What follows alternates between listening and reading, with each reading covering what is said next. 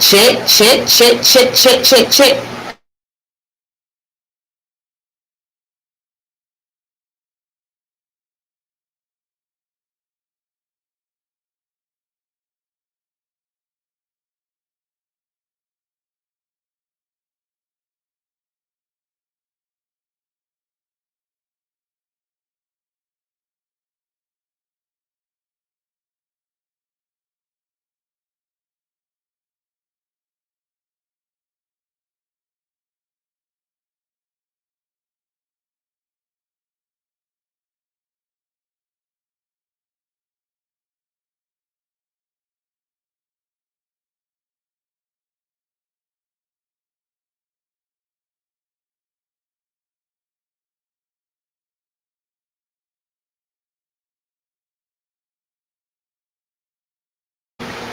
Check, check, check, check, check, check, check.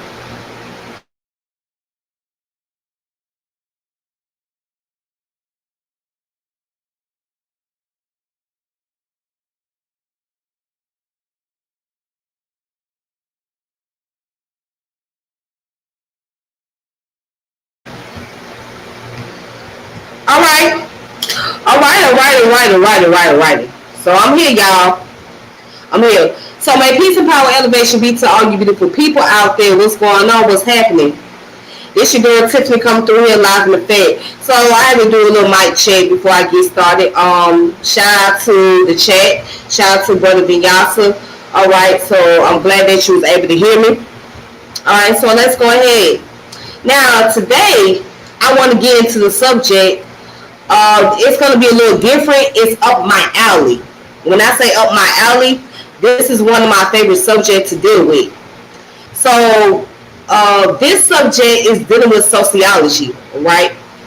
But it goes into the urban sociology. And I'm going to explain what urban sociology is in a moment. But this is very important when we talk about classism, racism, right? Okay, hold on. Let me see if I can turn it down. Maybe I need to turn it down just a little bit. Just give me a moment.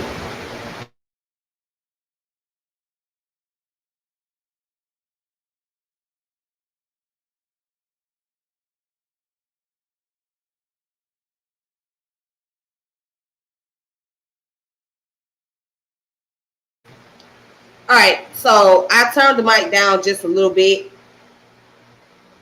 Let me make sure that I turned it down. Okay.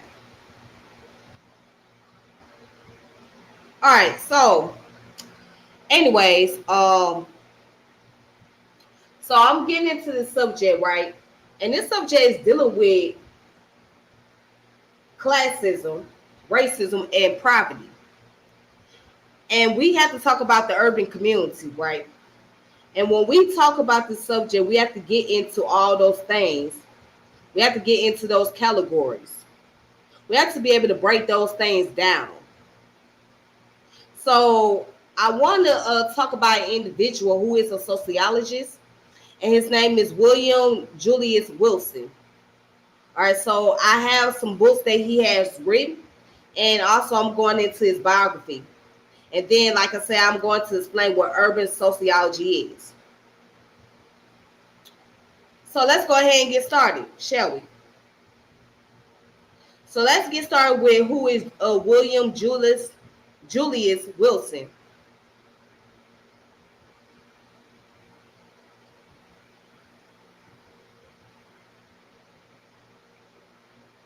Now, ooh, hold on. All right, so William Julius Wilson was born on December 20th, 1935. And he's an American sociologist. He is a professor at Harvard University and author of works on urban sociology, race, and class issues. Laureate of the National Medal of Science. He served as the 80th president of the American Sociological Association, was a member of numerous national board and commission. He identified the importance of neighborhood effects and demonstrated how employment opportunity and weakened institutional resources excavated property within American inner city neighborhoods. Okay. So it says that he was born in Derry, Pennsylvania. Okay. So now it goes down to his academic career. Um, he is Louis P. and Linda L. Gaither University professor at Harvard University. He is one of 25 university professors, the highest professional distinction for a Harvard faculty member after receiving a PhD from Washington State University in 1966. Wilson taught sociology at the University of Massachusetts Amherst before joining the University of Chicago faculty in 1972. So in 1990, he was appointed the Lucy Flower University professor and director of the University of Chicago Centers for the Studies of Urban Inequality. He joined the faculty at Harvard in July 1996. He is affiliated with the Malcolm Weiner Center for Social Policy at the John F. Kennedy School of Government, the Hutchins Center for African and African American Research, and Harvard's Department of Sociology. He is a member of the Library of Congress Scholars Council. Wilson was an original board member of the Progressive Century Institute and a current board member at the Philadelphia-based Public-Private Ventures, as well as Policy Link and the Center on Budget and Policy Priorities. He was Sudhir Venkatish advising when Venkatish was a PhD student at the University of Chicago. So it goes into the publications. All right. So the book that he read, which is called Power, Racism, and Privilege, Race Relation in Theoretical and Social Historical Perspective from 1973-1976. The Decline and Significance of Race, Blacks, and Change in American Institution. Winner of the American Sociological Association. Truly Disadvantaged, the Inner City, the Underclass, and Public Policy. So it goes on and on and on. All right. Now, just give me one moment.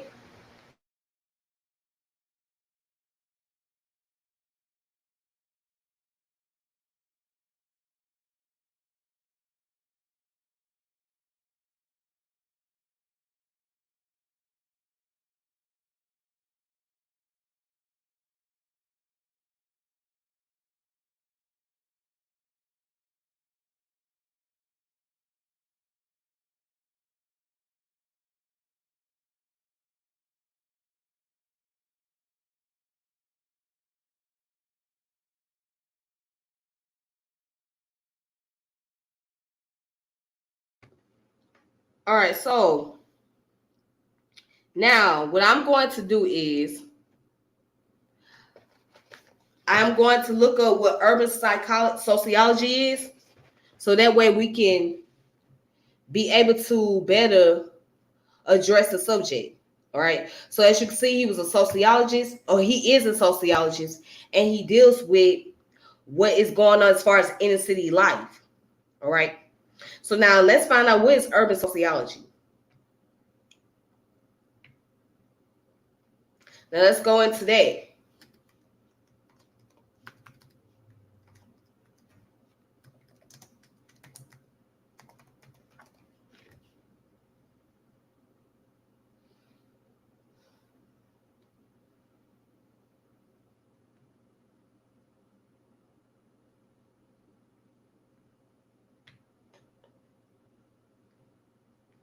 Okay, so according to the information, urban sociology is a sociological study of life and human interaction in metropolitan areas. It is a normative discipline of sociology seeking to study the structure and environmental process, changes, and problems of an urban area, and by doing so, provide inputs for urban planning and policymaking. In other words, it is the sociological study of cities and their role in the development of society. Like most areas of sociology, urban sociologists use statistical analysis, observation, social theory, interviews, and other methods to study a range of topics, including migration, demographic trends, economics, poverty, race relation, and economic trends. Urban sociology is one of the oldest subdisciplines of sociology, dating back to the mid-19th century. All right.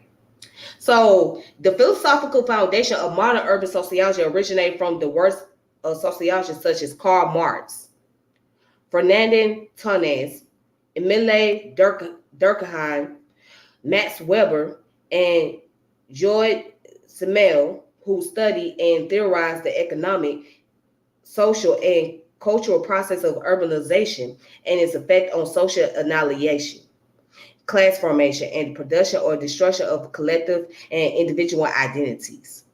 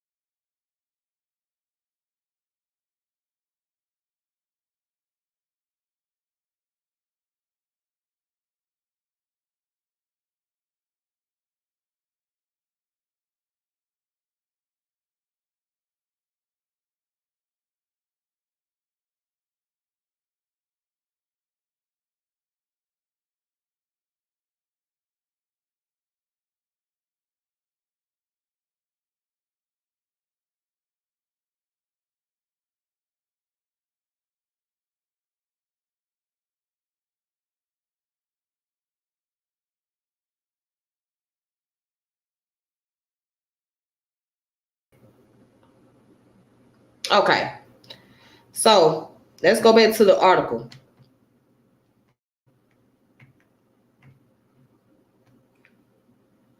All right, so going down here where it says urban sociology rose to prominence within North American academics through a group of sociologists and theorists at the University of Chicago from 1915 to 1940, in what became known as the Chicago School of Sociology. The Chicago School of Sociology combines sociological and anthropological theory with ethnographic fieldwork in order to understand how individuals interact with an urban social system.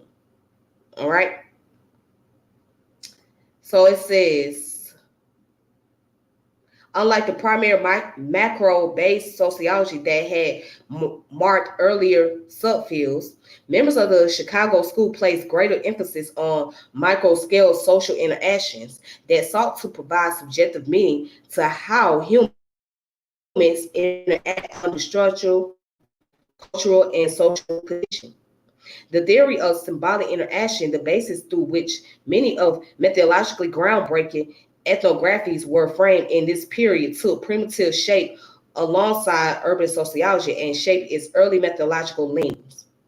Okay, so that's what urban sociology deals with. It deals with life basically in the inner city or in the urban community. That's what it studies. The demographic, not just the demographic area, but also the environment and also how it affects the people. And I can give a prime example. Public housing. That would fall under urban sociology. Um, Gentrification, redlining, um, unemployment, basically, just to name a few. And you could bring crime into that as well, because you might as well put criminology under urban sociology, because again, you deal with the population, you deal with the people and the environment. All right, so those are the things that study into what is called urban sociology. All right, so with that being said,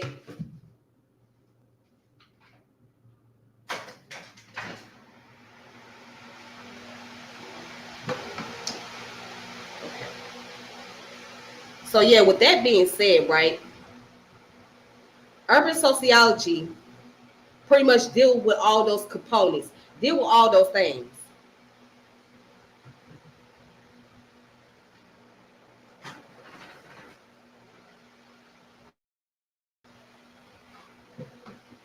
Yeah, pretty much deal with all those things. So all those categories that I just mentioned, that's urban sociology. All right, so now what I want to do is I'm going to present a book, a physical copy that I have. This book right here is called Ghetto, The Invention of a Place, The History of an Idea by Mitchell Donner.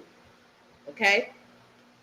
So one day you're going to hear me bring up this topic again about ghetto, inner city, urban life, etc. You're going to hear me bring up this topic. Okay? Because I'm going to do a topic dealing with this title, the ghetto. But this goes into the subject about the individual. So now, in this book,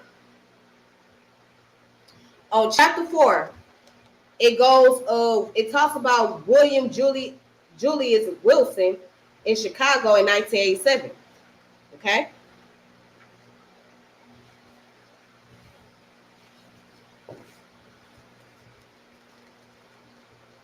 So let's see, where can we start here?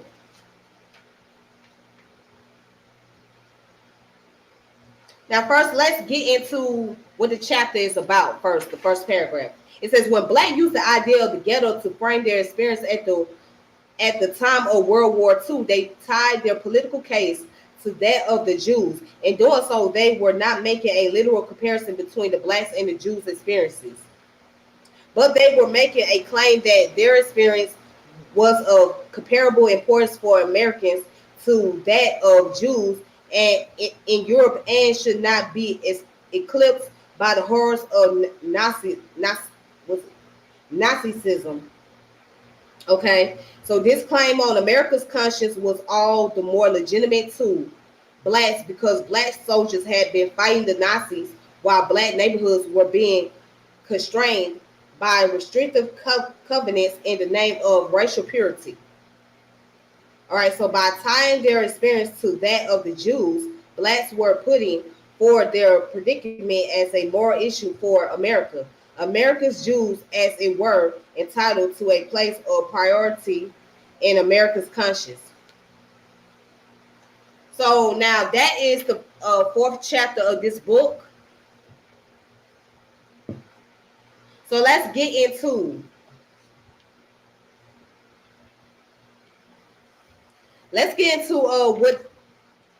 what this author is talking about. So on February 28, 1978, an article titled "Poor Black's Future" appeared to the op page of the New York Times. In it, the author William Julius Wilson summarized the thesis of his book, "The Declining Significance of Race."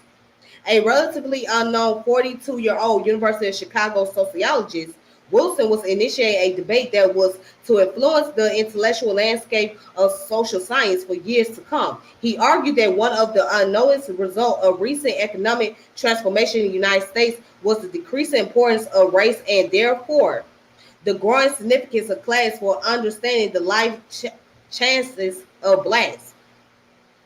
In the new American economy, well-paying jobs increasingly require education, and this development could be seen in outcomes experienced by the Black population. It says Wilson argued that opportunities were increasing in the corporate and government sectors for those who were educated, but those who had little training remained confined to a low-wage secondary labor market. College-educated Blacks benefited from the impact of state-mandated affirmative action programs were now doing as well as whites with similar qualifications, but those without educational credential face increasingly limited prospects and rising unemployment and more relied on welfare. And Wilson argued his readers to rethink the conventional wisdom. The outcome for Blacks living in the ghetto could no longer be understood by looking only at racial discrimination. Outcomes were now more than ever connected to the transformation of the economy. While acknowledging that discrimination had created the large population of poor Black, William claimed that those poor Black were really in jeopardy because of technological and economic changes that had left the unskilled and uneducated behind. He also argued against the conventional view that traditional forms of racial segregation and discrimination still dominate the labor market. This view, he charged, could not be squared with the success of the black middle class. Indeed, he claimed that even blacks' own sense of group identity was now based in class as much as in race, likely for the first time in the country's history. All right, so pretty much what William Julius Wilson argument is, his whole point is that it's more than race. It's basically classism when it comes to disparity, economic disparity, right? But the fact is, it's a combination of both. So this is why I have a disagreement with him on, because you can't just argue just classism. You have to look at it as being a combination of both, because black people are a victim of both racism and classism. So when you look in the inner city community, right, and you go into our environment, who do you see represent this strong representation of those in those urban community or in the neighborhoods, in the impoverished neighborhood? Who you see represent those underclass? Black people, for the most part. Yes, you have other groups around. Yes, you have other minority groups or disadvantaged groups. But for the most part, the people that make up the totality of that group is black folks. And this was not by accident. It was on purpose. It was designed to put us in that predicament. Okay? So this was no accident at all. This was no accident at all. It was designed to put us in that predicament. I mean, if people really knew and people really understand of how the ghetto was structured, it was designed to put the so-called minorities or those who are at disadvantage in those environments. Now, again, I would have to do a subject on dealing with the ghetto, the street life, and the projects. Okay, so I will break it down to 3 parts. So I have not come up with a date as of yet, but when I do, I am going to start with the topic about the ghetto. All right? That's why I'm going to deal with the topic about the ghetto.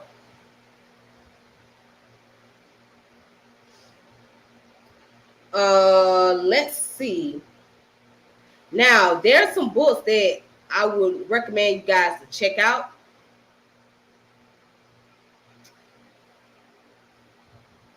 So some of these books I'm just going to walk through. Okay. Now, this book is called The Ghetto Underclass, Social Science Perspective, edited by William Julius Wilson. All right, so it was edited in 1993. Okay, so the underclass issue, perspective, and public policy. So we're going to look at chapter 1. Let's go through that real fast.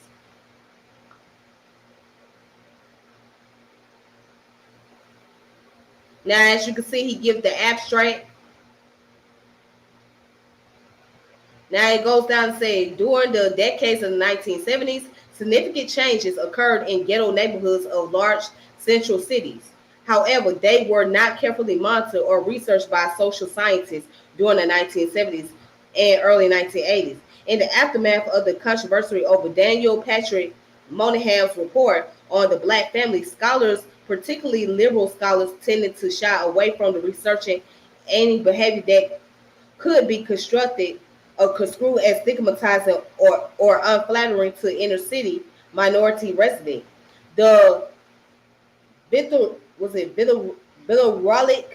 vitriolic attacks and the criminalist debate that characterized this controversy proved to be too intimidating to liberal scholars.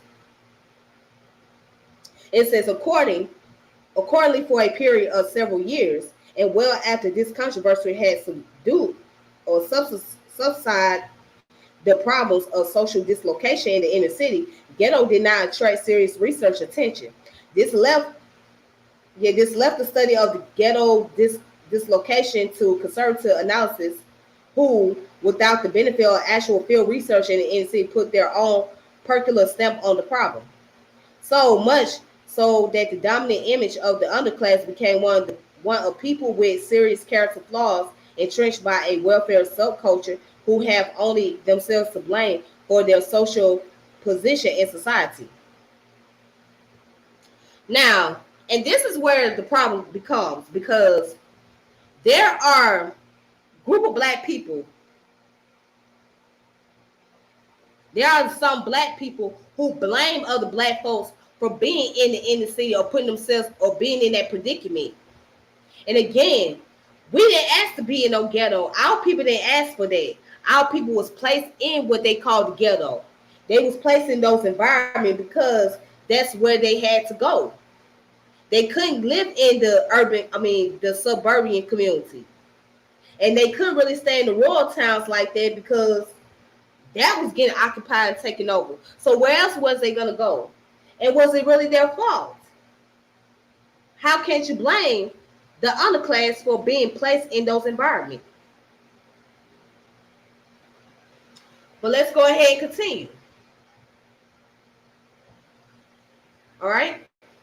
So again, the title of this book is called The Ghetto Underclass Social Science Perspective. All right. And this one is When Worse Disappeared, The World of the New Urban Poor by William Julius Wilson. Let's see. Let's look at the chapters. All right. So part 1 deals with the new urban poverty.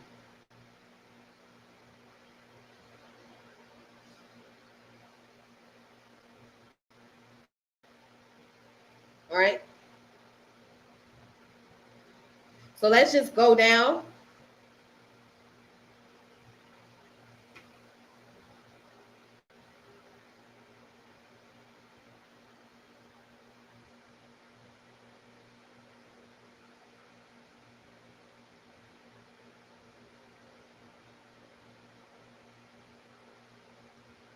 All right, so down here, it says in 1959, less than 1/3 of poverty population in the United States live in metropolitan central cities. By 1991, the central cities included close to half of the nation's poor. Many of the most rapid increases in concentrated poverty have occurred in African American neighborhoods. For example, in the 10 community areas that represent the historic core of Chicago Black Belt, 8 had rates of poverty in 1990 that exceeded 45%, including 3 with rates higher than 50% and 3 that surpassed 60%.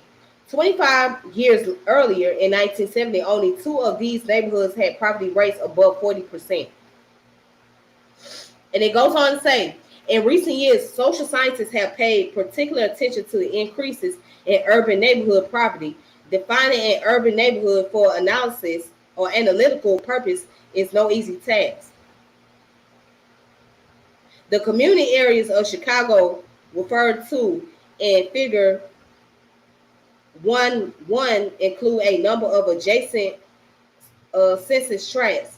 The 77 community areas within the city of Chicago represent statistical units derived by urban sociologists at the University of Chicago for the 1930 census in their efforts to analyze varying conditions within the city. These delineations were originally drawn up on the basis of settlement and history of the area, local identification and trade patterns, local institution, and natural and artificial barriers. There have been major shifts in population and land use since then, but these units remain useful in the tracing changes over time, and they continue to capture much of the contemporary reality of Chicago neighborhoods. Now, as you can see, he did a report about Chicago, okay? So, Chicago in the city at the time was facing high unemployment, high crimes, and dilapidated housing, poor living condition, etc., just like any other city. And that comes with that territory. So when you are poor and you live in the hood, as we call it today, these are the things that you're going to encounter. You're going to see a lot of land. You're going to see a lot of dilapidated housing. You're going to see a lot of people that are stricken poverty. You may see homelessness. You may see drug addiction. You may see illegal activities. You'll see gang activities going on, things like that, because you're in an area where there's less opportunity, there's less resources available. All right. So now there's other books that I recommend people to look into.